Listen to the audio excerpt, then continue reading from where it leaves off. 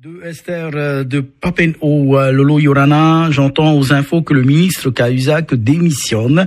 Ça ne donnerait pas des idées à nos politiciens locaux par hasard? Bonjour Esther, bonjour à tous. Alors une question qui m'a fait sourire et qui claque comme une évidence lorsqu'on fait immanquablement le parallèle entre la métropole et la Polynésie.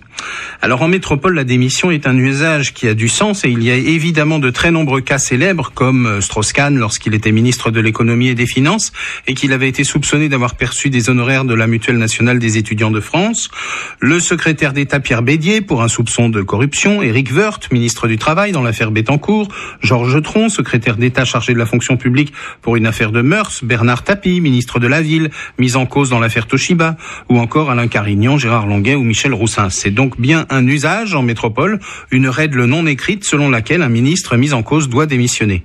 Cela constitue une jurisprudence tacite que l'on appelle jurisprudence Balladur-Bérégovoy, du nom des deux anciens premiers ministres qui avaient commencé à appliquer cette règle.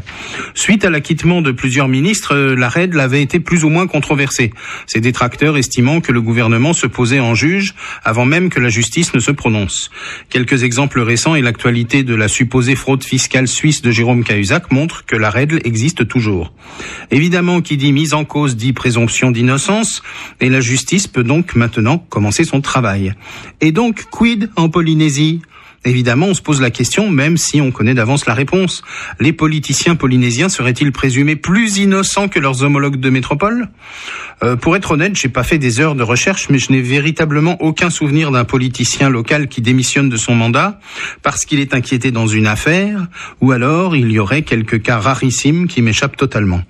Il peut paraître extraordinaire de voir qu'en Polynésie, non seulement on n'applique pas ce principe, mais qu'en plus toutes les affaires sont banalisées tellement elles sont nombreuses, et que si ce principe devait s'appliquer, il est clair que nous n'aurions plus grand monde pour tenir les rênes du Fénois.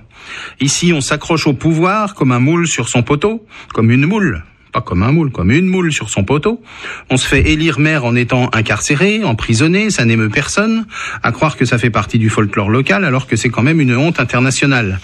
On fait des séjours en prison, on en sort, on se remet immédiatement à présider une commission de finances. Et évidemment, de temps en temps, on crie au complot contre les médias, sauf que dans l'affaire Cahuzac, ce qui était censé être de la diffamation de la part de Mediapart prend déjà un peu plus de crédibilité, puisqu'on nous dit que la voix de l'ex-ministre aurait été authentifié. Interrogez un élu condamné, il vous répondra que ce n'est rien et minimisera l'effet d'un geste méprisant. De toute façon, condamné en première instance, il fera appel, et condamné en appel, il ira en cassation.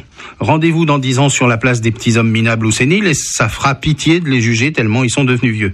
Quels sont les candidats au territorial qui incarnent le mieux et le moins bien la morale, l'éthique et l'intégrité ? Je crois qu'il faudra aussi y penser au moment de voter dans moins d'un mois.